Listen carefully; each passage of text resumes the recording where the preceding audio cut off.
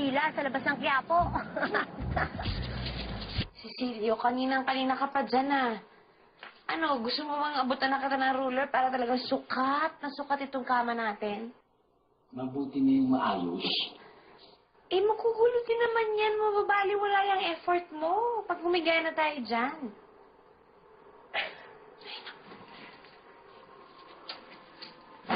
Mrs. Naku, ayoko. Pag sasamantalahan mo ako, kilala kita. Ka na, ikaw ayaw na yung naging resulta ng pagsasamantala. Magsumbong ka sa pulis. Ha? Hindi ka na natulo, asawa na Ay, bagay. Nasubukan na sa pulis. Pupuntaan na kita mamaya. Excuse me. Itatanong ko lang kung magdi-dinner kayo sa bahay ko mamayang gabi. Kasi magluluto ako ng adobong hito. Favorite mo yan, di ba, Cecilio? Oo. Ano? Magdi-dinner kayo sa bahay? Sige. Okay, that's all. Go ahead with what you're doing. Next time lang, pwede ba? Pakilak ang door ng kwarto.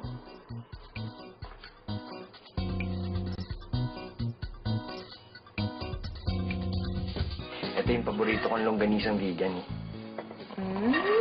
Naku, delikado na naman ako. Tataba na naman ako kakaluto mo. Ayos yan. Para almusal pa lang, kumpleto na sustansya sa katawan. Good morning, everybody! Oh, mami. Good morning. Good morning. Good morning. Sabi ko na nga ba, tama na aamoy ko. Longganisang vegan. Paborito ko to, di ba? Yep. O, ba't dito lang dito kayo mag-almusal? Sige, hindi pala. Tapos na. Thank you. Sige, ito na po. Sabay-bay na po kayo sa amin. Sige. Sige na. Sige na, mami. Have a seat. Hindi ko mapili, pero isang longganisa lang ha. Kasi busog pa ako tsaka nag-diet ako. Okay. Maupo ka na dito. Sige na, kukuha na lang ako ng plato. Wow. Ah. Naku, ang swerte talagang babae nito. At ang anak ko ang pinakasala. Biro mo, siya na ang padre de pamilya. Siya pa rin ang kusinero de kusina.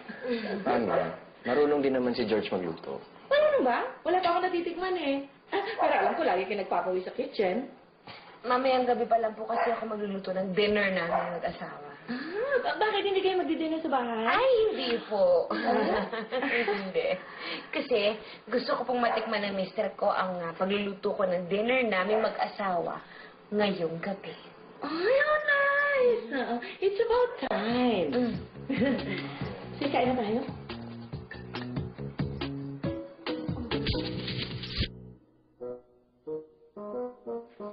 Hindi kasi, kaya na tayo.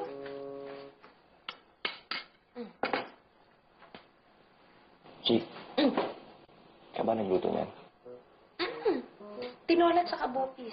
Itong recipe na to, kay mama to, kinuha ko para matikman mo. Halika, kaya na tayo. Hindi ba ang bopis gawa sa lungs ng baka? Oo. Ano kasi, hindi kasi ako makain ng laman loob, di ba? Ano naman loob yan na lungs yan, ano? Oh, asan ba ang lungs? Sa loob. O di laman loob. Ganun ba? Pwede. Tinola. Upo ka na.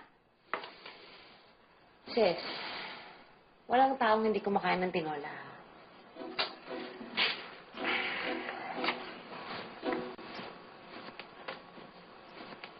Meron kasi kaming cook nung nagluto ng tinola. Hindi nalutong mabuti yung manok. Kaya pagkagat ko, hindi ko pa.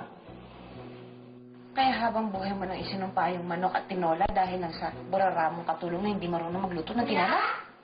Ate! Good evening! Oh. Ano yan? Padala po ng mami niyo.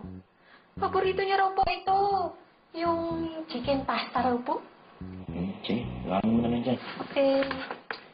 Sabihin mo kay mami, thank you ah. Bye, ate.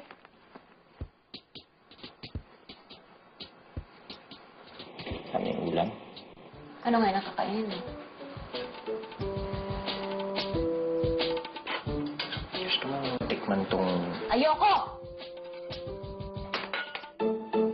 Napaka-sensitive mo naman. Para yun lang. Eh, ano magagawa mo kung hindi talaga kumakain ng tinola yung tao? Pinaghihirapan ko yun, Mars. Hindi ako magkanda-ugagang tapusin yung lahat ng niluto ko. Sinarapan ko yung bopis, tinagtad ko siya ng pinong-pino, pati yung tinola, pinakuluan ko ng pagkatagal-tagal.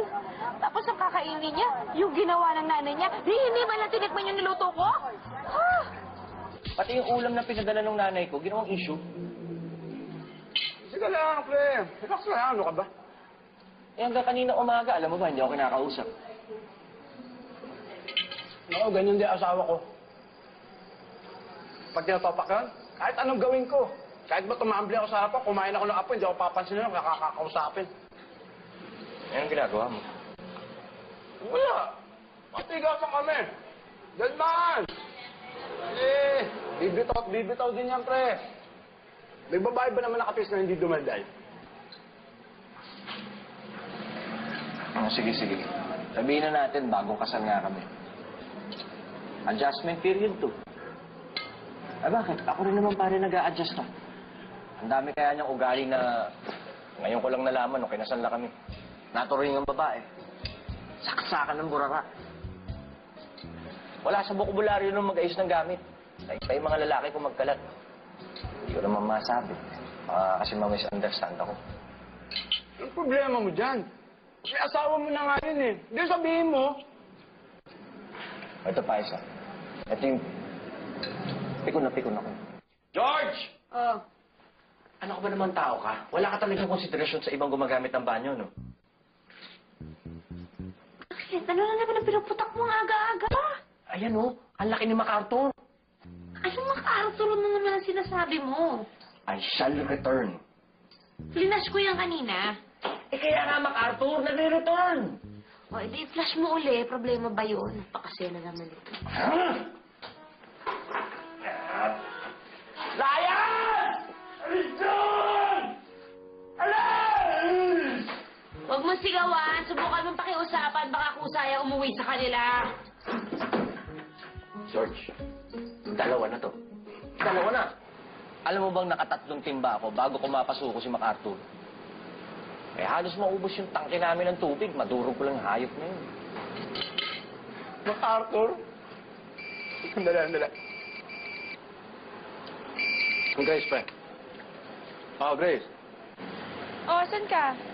Kaya tawagin kita sa office mo kanina, wala ka doon. Hindi, kasama ko si Murillo. Hindi ka maniniwala sa nangyayari sa mag-asawang to. Have you ever heard of the term MacArthur? Ano yun?